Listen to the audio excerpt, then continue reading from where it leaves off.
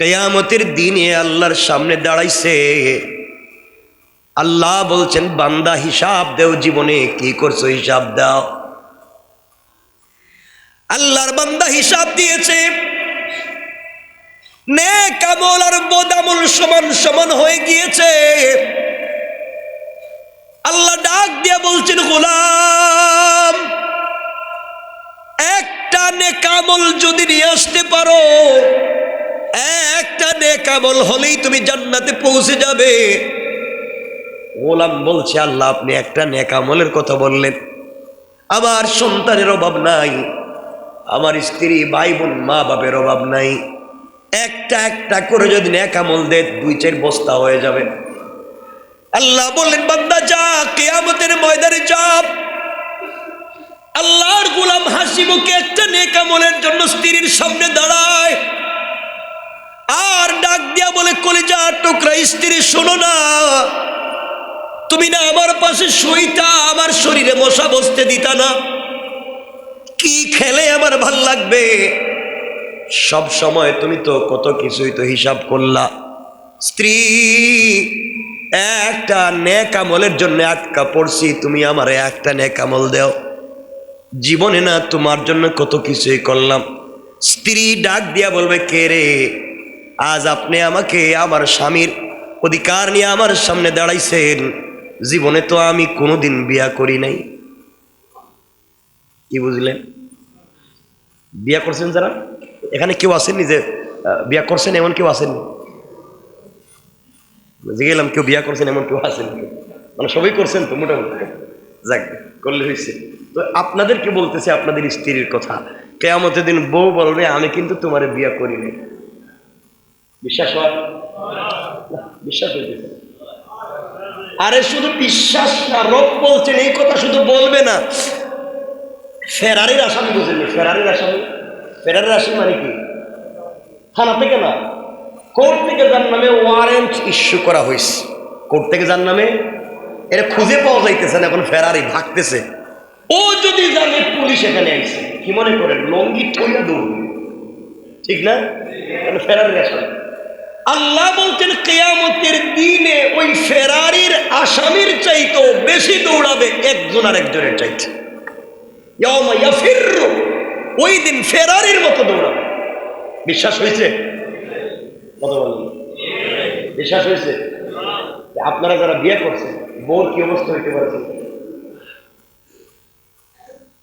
স্ত্রীও সেম স্বামীর থেকে দৌড়াবে, স্বামীও স্ত্রীর থেকে দৌড়াবে।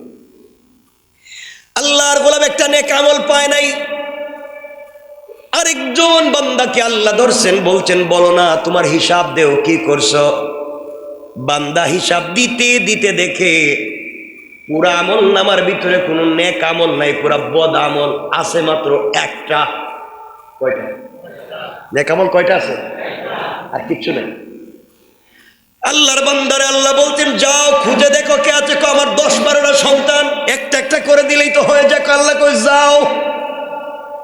কিয়ামতের ময়দানে ঘুরতেছে, একটা নেক আমল কেউ দিল না। আল্লাহর বান্দায় গাছের গোড়ায় বসে বসে কান্দে আর আল্লাহরে ডাক দিয়া বলছে, আল্লাহ, এই পরিবার সন্তানের পিছনে না দৌড়াইয়া যদি তোমার পিছনে দৌড়াতাম, আজকের এই বিপদের দিনে এমন কষ্টে পড়তাম না। এক জায়গায় পড়ে কান্দে, আল্লাহ, আমার যে আর কিছুই নাই, নেক আমল একটা মাত্র, এটা নিয়ে কি করব। আল্লাহর আরেক বান্দা দৌড়ায়, তার নেক আমল লাগবে কয়টা? কথা বলেন, তার আছে কয়টা? দেখা হয়ে গেল, ডাক দিয়ে বলছে, ভাই তুমি দৌড়াও কেন? আমি তো দৌড়াই, আমার একটা নেক আমল লাগবে। বউর কাছে গেলাম, বউ বলে বিয়া করে নাই। সন্তানের কাছে গেলাম, সন্তান বলছে চেহারার লোক আমার বাপ না। মা বাপের কাছে গেলাম, মা বাপ বলতেছে সন্তান তো চিনেই না। একটা নেক আমল কেউ দিল না। কার জন্য? এই কার জন্য বেগমগঞ্জে 5 তলা বাড়ি বানাই আসলাম, 2 তলা 3 তলা বাড়ি বানাইলাম, কতগুলো দোকান খুলে আইলাম, এখন দেখি কেউ চিনে না। কারা ভাড়া খায় আমার? কেউ আমারে চিনে না, এই জন্য বড় কষ্ট। ও বলতেছে, বাইরে তোর নেক আমল লাগবে একটা, আর আমার পুরা আমল নামা বরবাদ, একজনও আমার চিনে না। আমার নেক আমল আছে মাত্র একটা।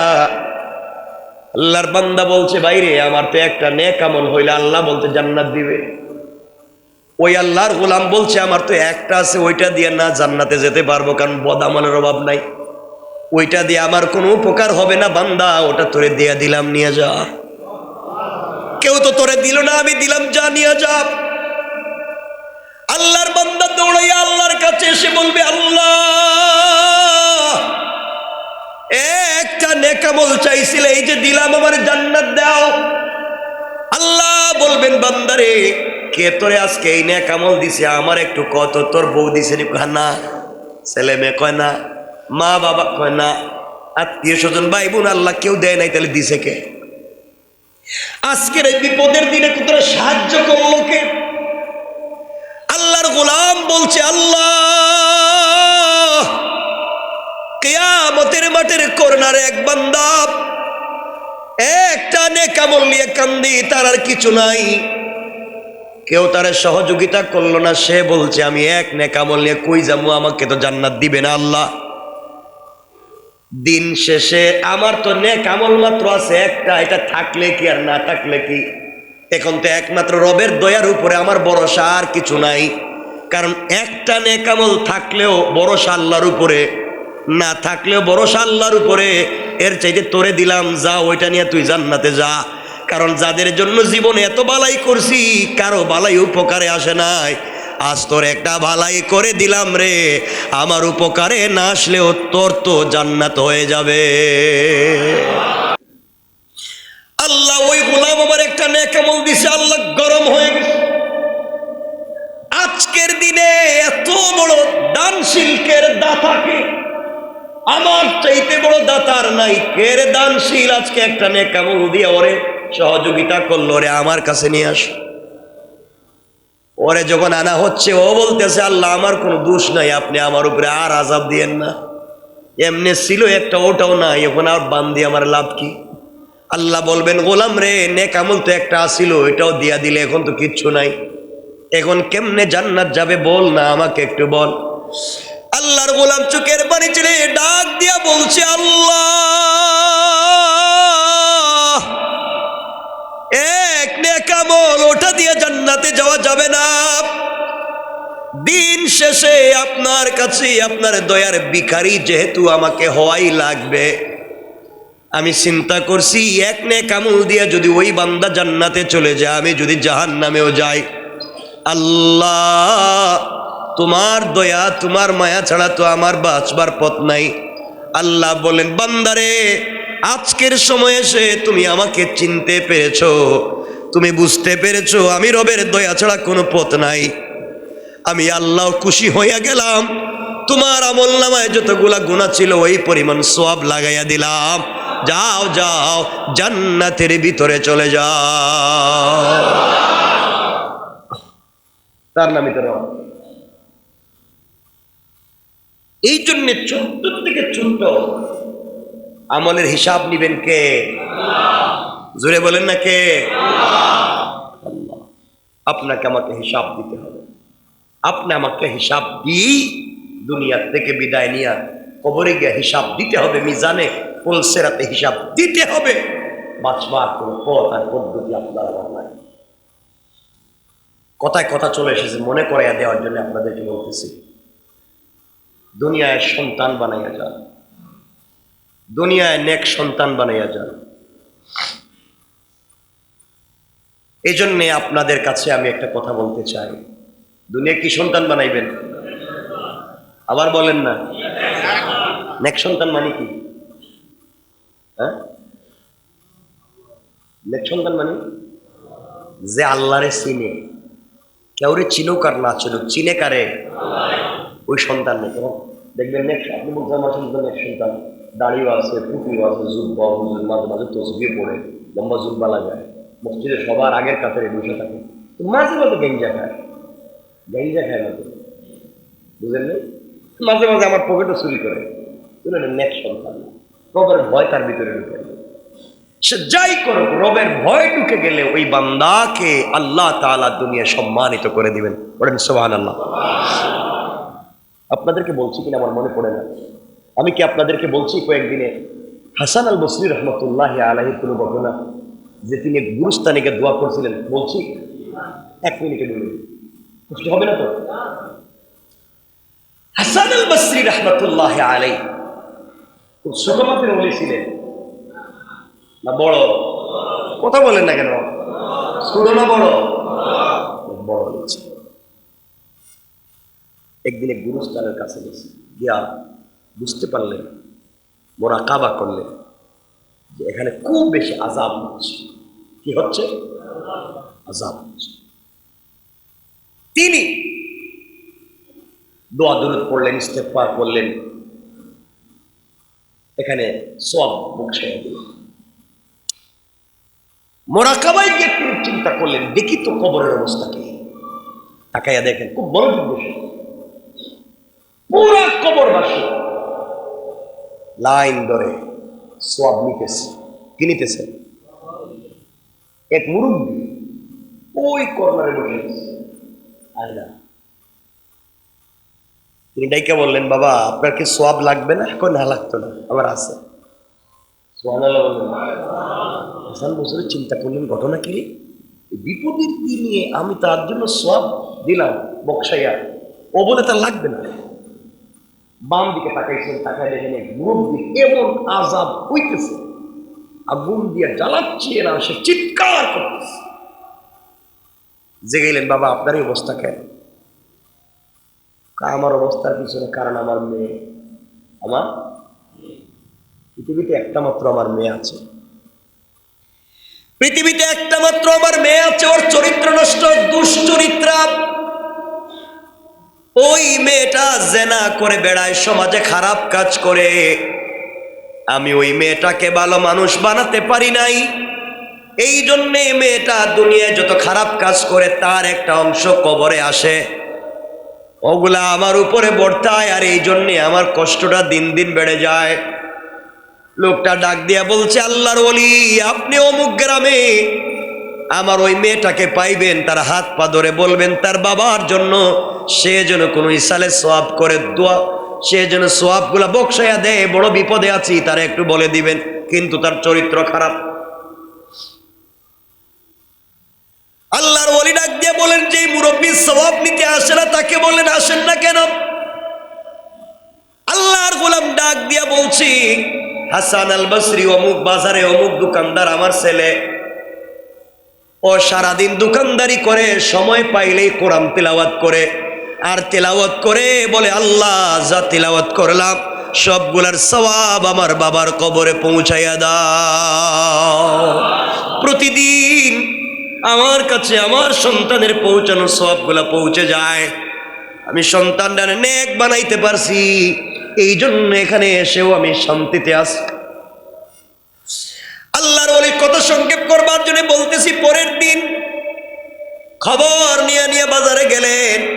বাজারে গিয়া দেখেন সত্যি বাজারে বড় ভিড়, দোকানে বড় ভিড়, কিন্তু আল্লাহর ওই গোলাম ভিড়ের ভিতরে বসে বসে কোরআন তিলাওয়াত করে আর কান্না করে যায়।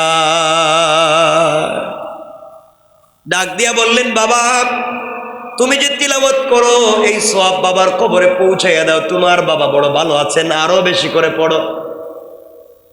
আল্লাহর গোলাম ওখান থেকে বের হয়ে চলতে লাগলেন ওই মুরব্বী যার উপরে আযাব হচ্ছে, ওই মুরব্বীর বাড়ির দিকে।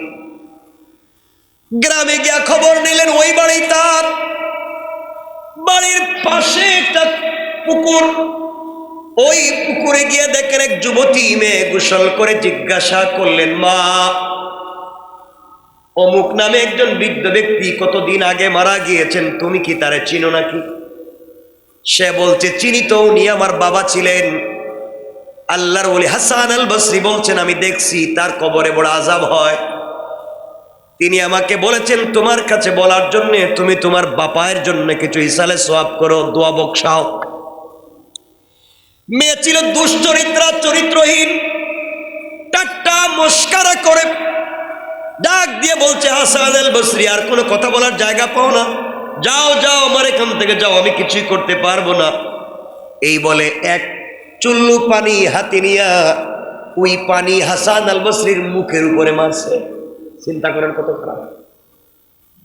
হাসান আল বসরির মুখের উপরে পানি মারছে, ওই পানিটা জমিনে পড়ে গিয়েছে। হাসান আল বসরি চলে গেলেন, খুব আফসোস করে কাঁদলেন। কয়েকদিন পরে এই কবরস্থান দিয়ে আবার চলতে লাগলেন। যাওয়ার পরে দেখেন আবার তিনি এখানে মুরাকাবা করলেন।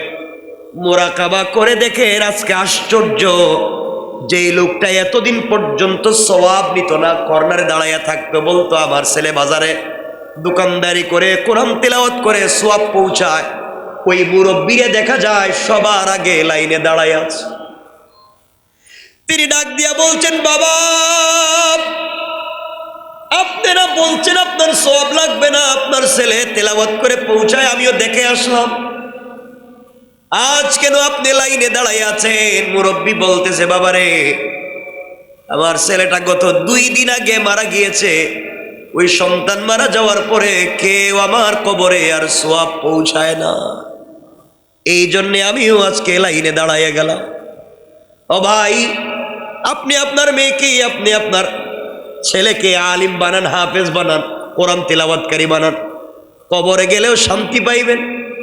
আর যদি নিজের সন্তানকে বানাতে না পারেন, আলিমদের সাথে সম্পর্ক রাখেন, ওই মাদ্রাসাওয়ালাদের প্রয়োজনটা মিটাইয়া দেন। আপনি যদি একটা বাচ্চাকে আলিম বানান, একটা বাচ্চাকে হাফেজ বানান, ওই বাচ্চা তার জীবনে যত মানুষকে আলিম হাফেজ বানাবে, আপনার কবরে অটোমেটিক কিছু সওয়াব পৌঁছে যাবে। পারবেন ইনশাল্লাহ? বলেন না ইনশাল্লাহ? আল্লাহর ওলি আবার তাকালেন বাম দিকে, তাকাইয়া দেখেন যেই লোকটা এতদিন, যেই মুরব্বী লোকটা আযাবে গ্রেফতার হয়ে আগুনে জ্বলতেছিল, আজকে দেখা যায় লাল গালিচায় দৌড়ায় আর জান্নাতের নিয়ামতের মধ্যে দৌড়াইতেছে। জিজ্ঞেস করলেন, বাবা আপনার মেয়ে তো দুশ্চরিত্রা মেয়ে, চরিত্রহীন, আপনি জান্নাতে গেলেন কেমনে, কেমনে নিয়ামত পাইলেন, এত এত কিছু পাইলেন কেমনে? মেয়েটার কাছে আমি গেছিলাম, বলছিলাম তুই তোর বাবার জন্য কিছু কর, ওই কথা বলার পরে আমার উল্টা পানি মারছে। মুরব্বী চোখের পানি ছেড়ে ডাক দিয়ে বলছে, হাসান আল বসরি শোনো, তুমি কি বলতেছো? আমি তো জানি আমার মেয়ে আমার জন্য কি কল্যাণ করছে, আল্লাহ তাআলা এর উসিলে আমারে মাফ দিছে। হাসান বসরি বলেন, তোমার মেয়ে তো তোমার জন্য কোনো কাজ করে নাই, ভালো কাজ করে নাই। মুরাকাবায় গিয়ে দেখে ওই মেয়েটা হাসান আল বসরির উপরে যখন পানি নিক্ষেপ করেছে, ওই পানিটুকুন হাসান বসরির উপরে না পড়ে জমিনে পড়ে গিয়েছে। জমিনের মধ্যখান ছিল ফাটা ছিদ্র করা, অনেক দিন বৃষ্টি না হওয়ার কারণে জমিন ফেটে গিয়েছে। ওই জমিনের ফেটে যাওয়া অংশের ভিতরে একটা ব্যাঙ হা করে আসমানের দিকে তাকাই আছে, আর আল্লাহর ডাক দিয়া বলছে, আল্লাহ তুমি কি বৃষ্টি দিবা না? আমি কি বৃষ্টির পানি না পান করে মরে যাব? হাসান আল বসরি দেখেন ওই মেয়েটা যখন পানি নিক্ষেপ করেছে, ওই পানিটুকুন ওই ব্যাঙের মুখে পড়ে গিয়েছে। ব্যাঙ তার জিহ্বা ভিজাইয়া পানি পান করে আল্লাহরে ডাক দিয়া বলছে, আল্লাহ যার উসিলায় আমি পানি পান করলাম, তার যদি কোনো মানুষ কবরে থাকে, তুমি তার কবরের আযাবকে মাফ করে দাও। আল্লাহ তাআলা ওই মেয়েটার ওই 1 ফোঁটা পানি অনিচ্ছাবশত মারছে, একটা পশু তা পান করে দোয়া করছে, আল্লাহ তার উসিলায় আল্লাহর বান্দাকে মাফ করে দিয়েছে। সুবহানাল্লাহ পড়ে। রব তো মাফ করতে চায়, রব তো মাফের কতগুলো পদ্ধতি খুঁজে, কিন্তু আমরা আল্লাহর কাছে মাফ চাইতে পারি? বলে না পারি? আমার কষ্ট হয় জানেননি কোন জায়গায়, কোথায় কথা চলে আসতেছে, ও আমিলুস সালিহাত। তো এলাকায় দেখবেন কোন মানুষ যদি মারা যায়, বড় মানুষ, কি মানুষ, নেতা, বড় আলেম, পয়সাওয়ালা, সবের জানাজা হাজির, যায় না? কথা বলে না কেন যান? কেন যান? নেতা মরছে, পয়সাওয়ালা মারা গেছে, বড় হুজুর মারা গেছে, যাই জানা। হাক্কুল মুসলিমে আলাল মুসলিমে খামসুন, এক মুসলমানের উপর আর এক মুসলমানের হক আছে, আপনি জানাজায় যেতে পারেন, ফরজ না ওয়াজিব না। কিন্তু আপনি জানাজায় গেলে আপনার লাভ কি? বলেন, আপনার লাভ কি? আপনারা জানাজায় গিয়ে কি দোয়া পড়েন? আল্লাহুম্মা গফির লি হাইয়িনা, বলেননি? ওয়া মাইয়িতিনা ওয়া শাহিদিনা ওয়া গায়িবিনা সগীরিনা ওয়া কাবীরিনা ওয়া যাকারিনা ওয়া উনসানা, এগুলো পড়েননি? আল্লাহ, এক বেচারারে বান দিয়া সাদা কাপড় দিয়ে পেঁচাই আপনার দরবারে হাজির করছি। আল্লাহ, আমরা এতগুলা মানুষ দোয়া করতেছি নামাজ পড়ে, আল্লাহ তুমি এর মাফ করে দাও, এর ছোট বড় গুনারে মাফ করো, এর উপরে খুশি হও, এর আযাব দূর করো। এগুলোই দোয়ার অর্থ। এগুলো আমরা বলি। আমাদের লাভ হয়েছে না যে মরছে তার লাভ, কথা বলে না, লাভ হয়েছে যে মরছে তার, আমার লাভ কি? আমি তো একজনের জন্য দোয়া করছি, কথা কি বুঝলেন? অথচ আমাদের সব থেকে লাভ বেশি একটা বাচ্চার জানাজায় গেলে। আমরা বাচ্চার জানাজায় যাই না, 2-3 জন মিলে বাচ্চার জানাজা শেষ করে দেয়। অথচ খুঁজে খুঁজে বাচ্চার জানাজায় যাবেন। বাচ্চার জানাজায় গিয়ে কি পড়েন বলেন? আল্লাহুম্মা জাআলহু লানা মাহালান, আল্লাহুম্মা জাআলহু লানা ফারাতান ওয়া জাআলহু লানা আজরান ওয়া যুখরা ওয়া জাআলহু লানা শাফিআন ওয়া মুশাফফাআ বা শাফিআতান ওয়া মুশাফফাআ। বাচ্চার জানাজায় গিয়ে পড়ে, আল্লাহ, এক মাসুম বেগুনা ফেরেশতা নিয়ে তোমার দরবারে হাজির হইছে, এর উসিলায় তুমি আমাদের মাফ করো। সুবহানাল্লাহ বললেন না? ওই বাচ্চার উসিলায় আমাদেরকে মাফ করো। শাফিআন ওয়া মুশাফফাআ, আল্লাহ কিয়ামতের দিন তারে আমাদের জন্য শাফাআতকারী বানাইও, তার সুপারিশে তুমি কবুল কইরা আমাদের মাফ করে দিও। সুবহানাল্লাহ বলেন। তাহলে বাচ্চার জানাজা গেলে লাভ কার? কথা বলেন। ওখানে যায় নাকি? জানে না যে আসলে কোন জায়গায় যাইতে হবে। দোয়া ঠিকই পড়ে, কিন্তু জানেন এটার অর্থ কি? জানলে তো পাগল হইত। শাফিআন ওয়া মুশাফফাআ, আল্লাহ তার শাফাআতকারী বানাও, তার শাফাআতকে কবুল করো। তাহলে আমাদের উচিত কার জানাজায় যাওয়া? যাবো তো ইনশাআল্লাহ। দোয়া নিবেন, ওটাই সব থেকে বড় বারাকাতের জায়গা। আল্লাহ কবুল করো। আরেকটু আরেকটু আজকের থেকে আমরা নামাজ ছাড়বো না। কয়দিন? নামাজ ছাড়বো না, সময় মতো পড়বো ইনশাল্লাহ। আস্তে আস্তে ওযু করব, আস্তে আস্তে নামাজে খুশু খুজু আদায় করব, আস্তে আস্তে সাজদায় গিয়ে রবের সঙ্গে কথা বলবো। আল্লাহ বলেছেন, বান্দা তুমি নামাজে আসো, আর কিছু লাগবে না, তুমি আসো, তুমি শুধু আসো। আমি রব কথা দিলাম, তোমার জিন্দেগির সকল চাহিদা আমি পুরা করে দেওয়ার ওয়াদা দিলাম। আমরা পারবো না ইনশাল্লাহ? এই জন্য কথাগুলা দিল দিয়া শুনে নেবার কি বলতে চাই। আল্লাহ রাব্বুল ইজ্জতুল জালাল বলছেন, বান্দারে এই দুনিয়ার জমিনে তুমিও বেশি দিন থাকবা না, আমিও এই দুনিয়ার জমিনে তুমি বেশি দিন থাকবা না, আজ না হয়ে কাল চলে আসতে হবে। বান্দা দুনিয়ার জমিনে শুধু শুধু সম্পদ রাইখা আইসো না, ওগুলাকে আমার রাস্তায় কাজে লাগাই আসো, সন্তানগুলাকে আমার রাস্তায় কাজে লাগাই আসো।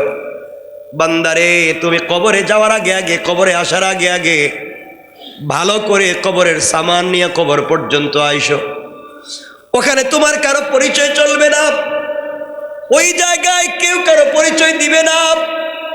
কিয়ামতের দিনে মুসিবতের সময় আমার আমলনামা যদি আমার ডান হাতে না আসে, এই পৃথিবীতে বেঁচে থেকে কোনো লাভ নাই, এই পৃথিবীতে কল্যাণের কাজ করে লাভ নাই। যদি কিয়ামতের দিন আপনার আমার আমলনামা আপনার আমার ডাইন হাতে না আসে, কিয়ামতের দিনে আমলনামা যদি ডান হাতে চলে আসে, তার যে আনন্দ, ঘুরে বেড়াবে, এই যে দেখো আমার আমলনামা ডান হাতে।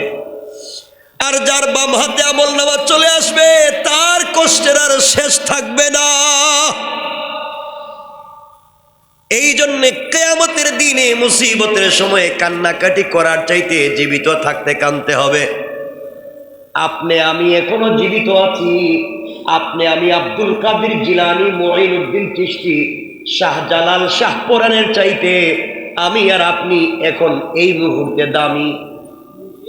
কথা বলে না কেন? শাহজালালের চাইতে, শাহপরানের চাইতে, মুঈনুদ্দিন চিশতির চাইতে, আব্দুল কাদের জিলানীর চাইতে তুমি আমি এখন দামি।